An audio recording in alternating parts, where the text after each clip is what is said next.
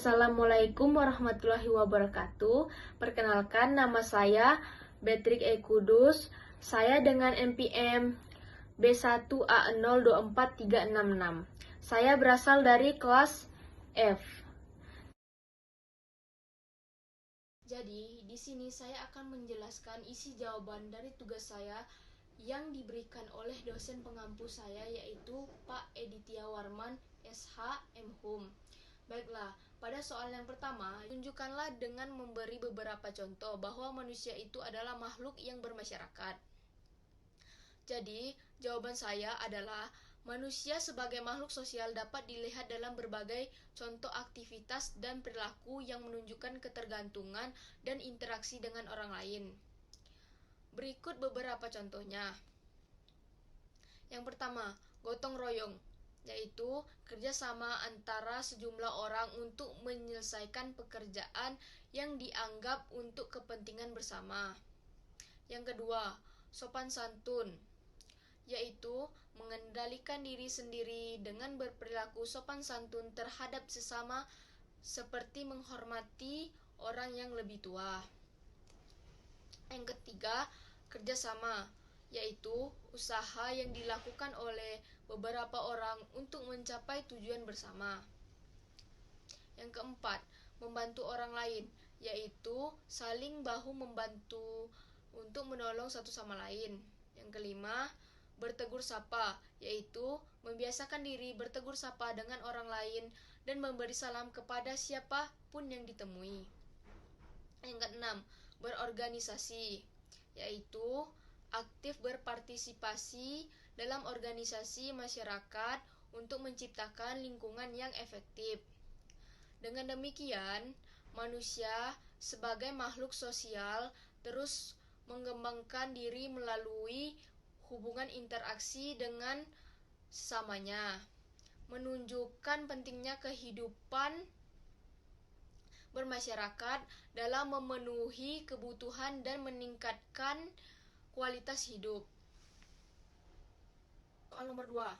Faktor penting apakah yang menyebabkan seseorang berhubungan dengan orang lain? Jadi jawaban saya yaitu adalah yang pertama, kedekatan, yaitu adanya hubungan yang dekat dengan orang lain seperti teman, keluarga yang memungkinkan interaksi yang lebih intensif dan bermakna. Yang kedua, kesamaan ciri atau kepentingan, yaitu seseorang cenderung mencari teman yang memiliki kesamaan ciri atau kepentingan dengan dirinya sendiri.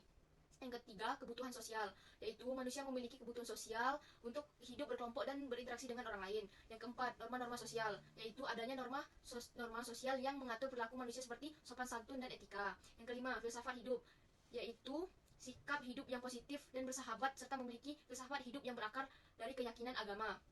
Yang keenam, potensi tak terbatas, yaitu kemampuan manusia untuk berkembang dan mencapai prestasi yang luar biasa. Yang ketujuh, ketertarikan budaya, yaitu budaya dan tradisi mempengaruhi cara orang berinteraksi dengan orang lain. Dengan demikian, berbagai faktor di atas ini saling terikat dan mempengaruhi kecenderungan seseorang untuk berhubungan dengan orang lain.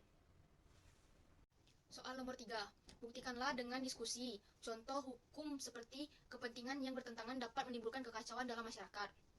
Jadi, jawaban saya adalah yang pertama, benturan kepentingan dalam pemerintahan, yaitu penyalahgunaan wewenang.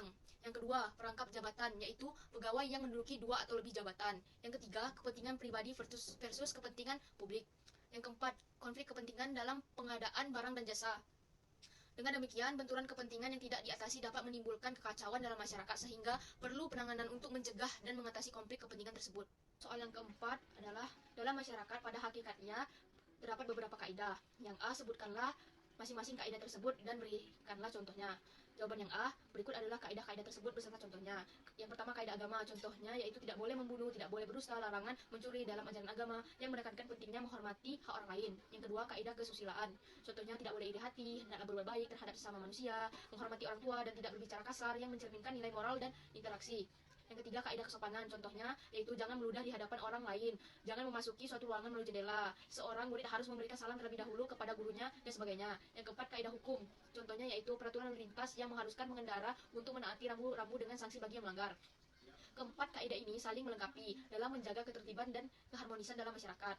Yang B, tujuan kaidah hukum tersebut memang berbeda dengan tujuan kaidah selain hukum. Secara ringkas dapat dikaitkan sebagai berikut. Yang pertama, kaidah agama bertujuan untuk kesucian hidup pribadi atau kehidupan beriman. Yang kedua, kaidah kesusilaan bertujuan agar berbentuk kebaikan akhlak pribadi. Yang ketiga, kaidah kesopanan bertujuan untuk mencapai kedamaian hidup antar pribadi. Yang keempat, sedangkan kaidah hukum bertujuan untuk mencapai kedamaian hidup antara pribadi. Nomor 5, jelaskan secara singkat isi dan sifat dari kaidah hukum. Jawaban saya yaitu yang pertama, isi kaidah hukum. Kaidah hukum dapat dibagi menjadi 3 jenis berdasarkan isi. Yang pertama, gebot, yaitu kaidah hukum yang berisi perintah yang harus ditaati. Yang kedua, larangan verbot, yaitu kaidah hukum yang memuat larangan atau melakukan sesuatu dengan ancaman sanksi apabila melanggarnya. Yang ketiga, kebolehan morgen, yaitu kaidah hukum yang memuat hal-hal yang boleh dilakukan tapi juga tidak boleh dilakukan.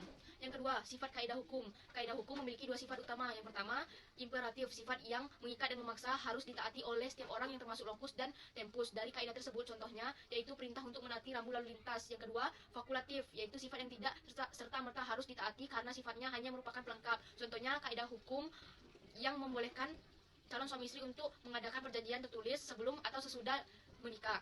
Dengan demikian, kaidah hukum berfungsi sebagai aturan yang mengatur perilaku manusia dengan sanksi tegas untuk memastikan ketertiban dan keharmonisan dalam masyarakat. Soal nomor 6, sebutkan beberapa arti hukum yang diberikan oleh masyarakat. Jawaban, arti-arti hukum yang dimaksud sebagai berikut. Yang pertama, hukum sebagai ilmu pengetahuan. Yang kedua, hukum sebagai disiplin. Yang ketiga, hukum sebagai kaidah. Yang keempat, hukum sebagai tata hukum. Yang kelima, hukum sebagai petugas. Yang keenam, hukum sebagai keputusan penguasa. Yang ketujuh, hukum sebagai proses pemerintahan. Yang kedelapan, hukum sebagai perilaku yang ajak atau sikap tindak yang teratur. Yang kesembilan, hukum sebagai jalinan nilai-nilai. Soal nomor 7, jelaskan secara singkat apa yang dimaksud dengan hukum sebagai ilmu pengetahuan. Jawaban, yaitu hukum sebagai ilmu hukum atau pernyataan yang tersusun secara sistematis atas dasar kekuasaan pemikiran mengenai hukum. Ini berarti membicarakan ilmu tentang kaidah norma asentif atau Sollewesenhaft dengan dogmatik hukum dan sistematik hukum. Soal nomor 8, terangkan secara lengkap bahwa hukum itu sangat luas dan beraneka ragam. Jadi jawaban saya, hukum demikian luasnya karena hukum itu mencakup hampir seluruh kehidupan manusia. Hukum mencampuri urusan manusia sejak manusia masih di dalam kandungan ibunya sampai setelah meninggal ibunya. Hukum adalah suatu sistem peraturan yang mengatur perilaku manusia dan struktur sosial dalam masyarakat. Mengapa hukum itu sangat luas dan beraneka ragam? Yang pertama, pengertian hukum. Yang kedua, isi dan sifat norma hukum. Yang ketiga, tujuan hukum. Yang keempat, fungsi hukum dalam masyarakat. Yang kelima, penggolongan hukum di Indonesia. Dengan demikian, hukum itu sangat luas dan beraneka ragam karena memiliki berbagai sifat dan tujuan fungsi yang kompleks dalam mengatur perilaku manusia dan struktur sosial dalam masyarakat. Soal nomor 9, terangkan dengan disertai contoh-contohnya yang dimaksud dengan sumber hukum dalam arti material dan sumber-sumber hukum dalam arti formil. Jawaban saya, yang pertama dalam arti material. Sumber hukum material adalah sumber yang memberikan norma-norma, aturan, prinsip, dan konsep yang membentuk substansi dari hukum. Mereka ini merupakan faktor masyarakat yang mempengaruhi pembentukan hukum atau faktor materi. Contoh-contohnya, yaitu yang pertama, struktur ekonomi dan kebutuhan-kebutuhan masyarakat antara lain kekayaan, alami, susunan geologi, perkembangan perusahaan, dan lain-lain. Yang kedua, yaitu kebiasaan yang telah membeku dalam masyarakat yang telah ditaati sebagai peraturan-peraturan yang tetap. Yang ketiga, hukum yang berlaku. Yang keempat, keyakinan tentang agama dan kesusilaan. Yang kelima, kesadaran hukum. Yang keenam, tata hukum negara lain. Yang kedua, formil. Sumber hukum formil adalah bentuk-bentuk perwujudan dari hukum. Bentuk-bentuk ini menyatakan tentang adanya ini serta berlakunya peraturan-peraturan hukum yang bersangkutan. Dengan kata lain, sumber hukum dalam arti formil adalah sumber di mana kita menentukan hukum. Contohnya, yang pertama, undang-undang. Yang kedua, kebiasaan. Yang ketiga, traktat. Yang keempat, jurisprudensi. Yang kelima, doktrin. Soal nomor 10, jelaskan secara singkat yang dimaksud dengan A. Hukum undang-undang, yaitu hukum yang tercantum dalam peraturan perundang-undangan. B. Hukum kebiasaan, yaitu hukum yang terletak dalam suatu peraturan kebiasaan atau peraturan adat istiadat. C. Hukum traktat, yaitu hukum yang ditetapkan oleh negara-negara yang saling mengadakan perjanjian. D. Hukum jurisprudensi, yaitu hukum yang terbentuk karena putusan hakim. Soal nomor 11, terangkan yang dimaksud dengan hukum imperatif dan hukum fakultatif, serta berikan masing-masing sebuah contoh. Jawaban saya, yang pertama, hukum imperatif, yaitu hukum imperatif atau hukum memaksa adalah hukum yang secara a priori harus ditaati, yaitu peraturan-peraturan hukum yang dalam konkret tidak bisa dikesampingkan oleh perjanjian kontrak yang dibuat oleh kedua belah pihak itu sendiri. Artinya, dalam keadaan bagaimanapun harus ditaati. Contoh, yaitu menurut pasal 4 Undang-Undang Nomor 1 Tahun 1974 tentang perkawinan, bahwa seorang suami yang akan beristri lebih dari seorang, ia wajib mengajukan permohonan kepada pengadilan di daerah tempatnya tinggal. Peraturan ini tidak dapat diganti yang tujuannya berlainan. Perjanjian ini tidak dapat dikesampingkan oleh suatu perjanjian yang bertentangan. Jika tanpa pengadilan, maka perkawinan tersebut tidak sah.